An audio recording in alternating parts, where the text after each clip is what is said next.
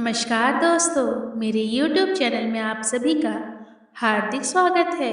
आज जो मैं कथा लेकर आई हूँ, वो लेकर आई हूँ आमल की एकादशी की। जी हाँ दोस्तों, फागुन मास के चंद्र महीने के दौरान शुक्ल पक्ष की एकादशी यानी 11वें दिन आमल की एकादशी मनाने का विधान शास्त्रों में बताया गया है।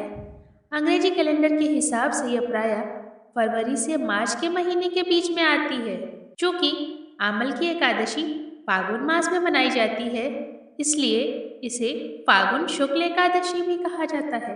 आमल की एकादशी के दिन भक्त आंवला के पेड़ का पूजन करते हैं। ऐसा माना जाता है कि एकादशी के दिन इस पेड़ में भगवान विष्णु का वास होता है। आमल की एकादशी का दिन होली के मुख्य उत्सवों की शुरुआत का प्रतीक है।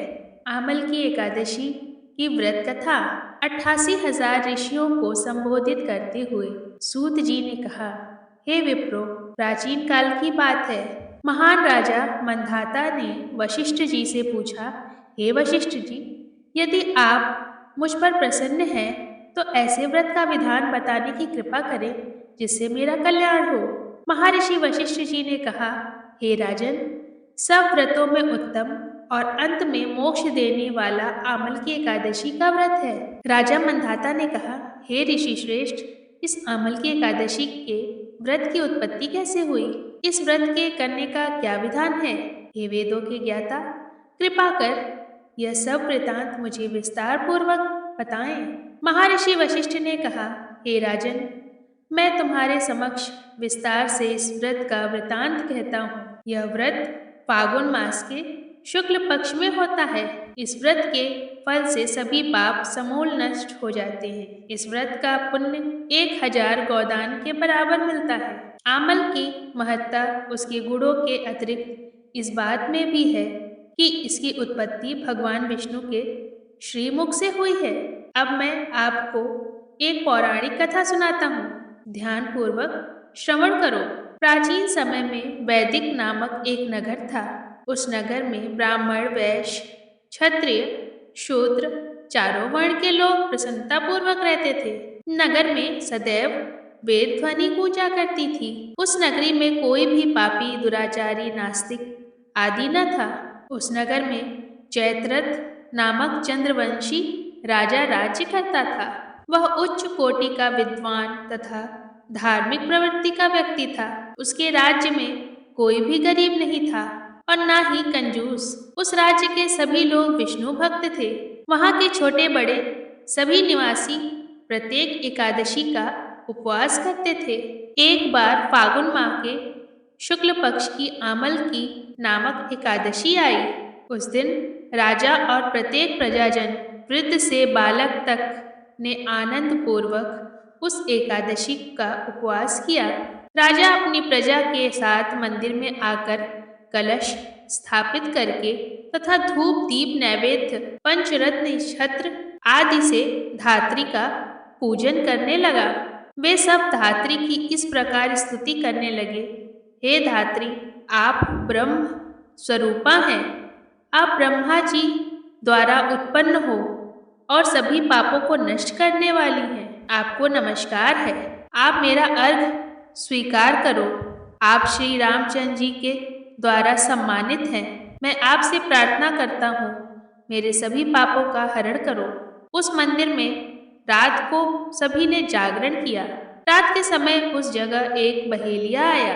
वह महापापी तथा दुराचारी था।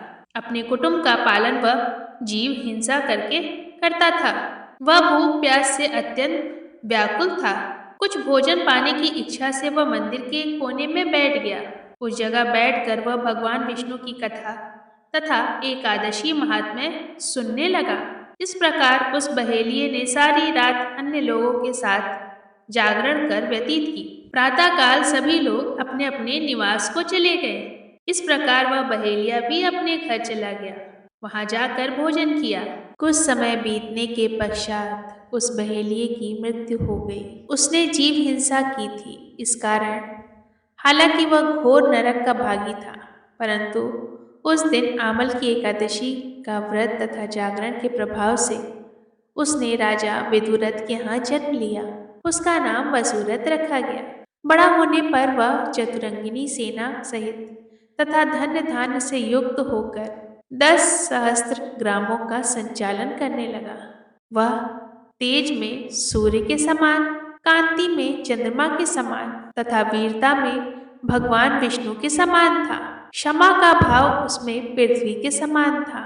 वह अत्यंत धार्मिक, सत्यवादी, कर्मवीर और विष्णु भक्त था। वह प्रजा का समान भाव से पालन करता था। दान देना उसका नित्य का कर्म था। एक बार राजा वसुरथ शिकार खेलने के लिए गया। दैव योग से वन में वह रास्ता भटक गया और दिशा का ज्ञान न होने के कारण उसी वन में एक वृक्ष के नीचे सो गया। कुछ समय पश्चात पहाड़ी डाकू वहां आए और राजा को अकेला देखकर मारो मारो चिल्लाते हुए राजा वसुरथ की ओर दौड़े। वह डाकू कहने लगे कि इस दुष्ट राजा ने हमारे माता पिता, पुत्र पौत्र आदि समस्त संबंधियों को मारा है तथा देश से निकाल दिया।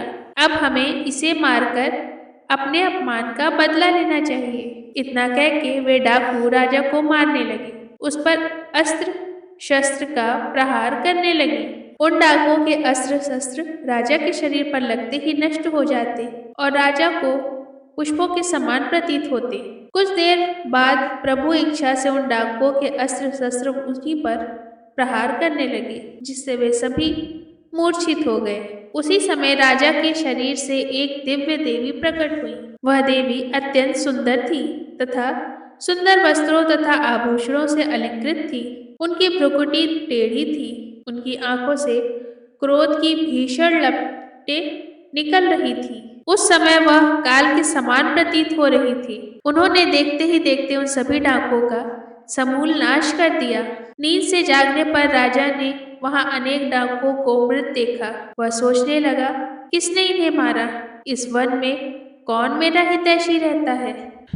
राजा वसुरथ ऐसा विचार कर ही रहा था कि तभी आकाशवाणी हुई कि हे राजन, इस संसार में भगवान विष्णु के अतिरिक्त तेरी रक्षा कौन कर सकता है? इस आकाशवाणी को सुनकर राजा ने भगवान विष्णु को स्मरण कर उन्हें प्रणाम किया। फिर अपने नगर को वापस आ गया और सुखपूर्वक राज्य करने लगा। महर्षि वशिष्ठ ने कहा, हे राजन, यह सब आमल की एकादशी के व्रत के प्रभाव से था। जो मनुष्य एक भी आमल की एकादशी का व्रत करता है वह प्रत्येक कार्य में सफल होता है और अंत में वैकुंठ धाम को पाता है। भगवान श्री हरि की शक्ति हमारे सभी कष्टों को हर लेती है। यह मनुष्य की ही नहीं अपितु देवताओं की रक्षा में भी पूर्णतया समर्थ है। इसी शक्ति के बल से भगवान विष्णु ने मधुकैटभ नामक राक्षसों का संहार किया। इसी शक्ति के बल से उत्पन्ना एकादशी बनकर मूर नामक असुर का वध करके देवताओं के कष्ट को हरकर उन्हें सुखी किया। जिस प्रकार श्री हरि ने अपने सभी भक्तों को कष्ट मुक्त किया, उसी प्रकार इस आमल की एकादशी करने वाले सभी भक्तगणों की कष्टों को भगवान हर लें। ऐसी कामना के साथ कि आप सभी का व्रत सफल हो, मैं मिलती हूँ फिर से नई कथा में। तब तक के लिए राधे राधे।